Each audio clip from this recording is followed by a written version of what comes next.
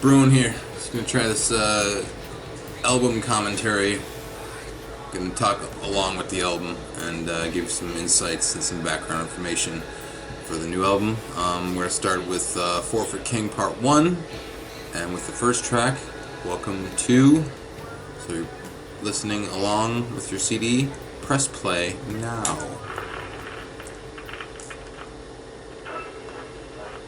So this intro is a pretty short little introduction thing. Wanted to establish like the whole regal type of vibe with the album, all kingly and such. But that theme that you just heard there will reoccur later, so stay tuned for that. So after the regal, anthemic intro, start with into the Forfeit Kingdom, which was the first single from this first part, which was just called Welcome to the Forfeit Kingdom.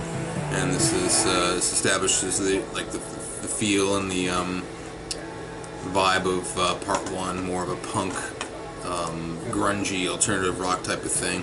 And this one came together pretty easily. This is one of the tunes that I just had floating around. I think I called it like Foo Punk or something like that, because it sounded like a Foo Fighters something, so kind of a Green Day punky type of thing. But as I laid it into the Logic session, I started adding the lyrics to the Welcome to the Forfeit Kingdom as the introduction to the album's welcoming you into the world. And the thing about the verses, because listening to a lot of Saigon Kick at the time, the old band from the 90s, they had the big hits, Love Is On The Way, but they do a lot of thick harmonies, and I was listening to that, so I wanted to incorporate that vibe into the verses here. But parts ebb and flow, of course, big punk anthemic type of thing, and then the verses are more slow, drawn out type of grungy thing. But more or less, like I said, it's establishing the world of the Forfeit Kingdom, or the Forfeit King, as it were. Thematically, like lyrically, this song and the album is more like a continuation of my album Acquiescence. More so, the acquiescence, the term is when you kind of succumb to a certain situation or just tolerate a certain situation or person. The Forfeit King is more or less the acceptance of such life happenings.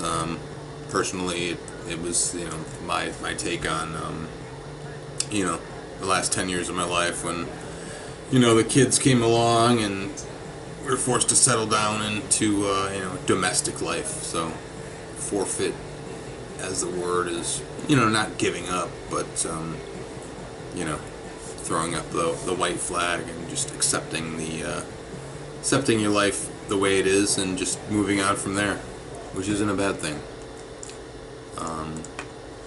So yeah, I'm gonna transition into the second song, Sleep Well Young Man, which has some history to it.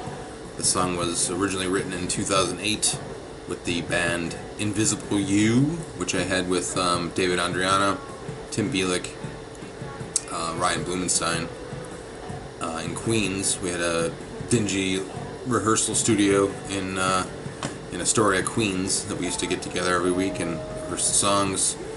I brought in some songs from my old band in the Falls, and started writing some new ones, and this might have been the first song I brought in. And this deals with having our first kid, our first son, and the song title is Sleep Well Young Man.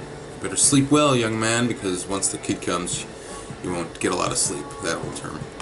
I think we rehearsed for like 9 or 10 months, and just barreling it out in the studio.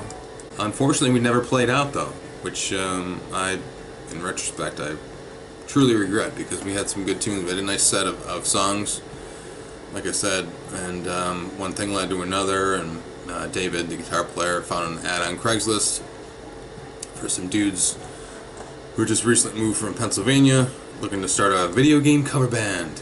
And if you know my background, we started the band This Place Is Haunted with them, and joined forces, if you will. So it was Pete and Mike from This Place Is Haunted, David, Tim, and myself. And the first two shows we actually played with them, we played out a lot of these original songs. We had Sleep Well, Settle Down, I think a couple other ones. But as the months went by, we slowly morphed out of the original music and just focused solely on the video game covers. So in retrospect, that was kind of I look at that time in my life where it was fun, it was exciting playing out, working with some dudes on like mind as far as where they wanted to go. But it was a shame that we spent so much time on those original tunes and never went anywhere with them. So, long story short, I wanted to add this song, Sleep Well Young Man, and the next one, Settle Down, which was written in the same time frame.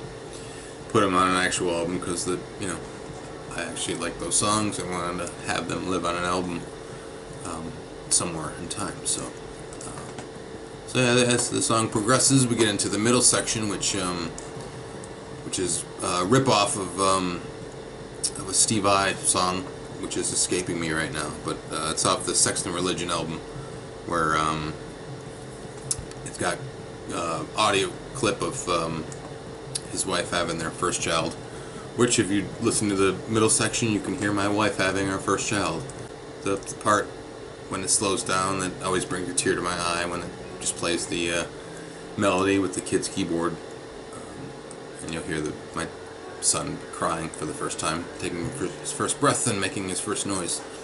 So it's always quite emotional to me. Arrangement-wise, there's 3 choruses, but each time a chorus will show up, I added more things into the mix. So the first one is just like a straight bare bone chorus. The second time around, I add some like cross melodies in the background, harmonies, vocal harmonies, and then the third one is full blown. It's got the guitar harmonies and the Queen thing going on. So as I'm constructing my songs, I always try to from section to section add more things just to make the song exciting and almost tell a story, and bring the listener into the journey, whatever that means.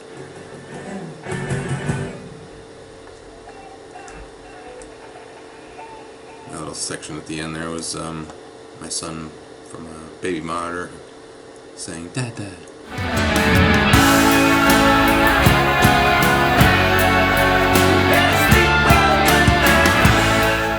Hey guys, thanks for watching the video. Be sure to subscribe here, listen to the full album here, and watch some other videos here. Take care.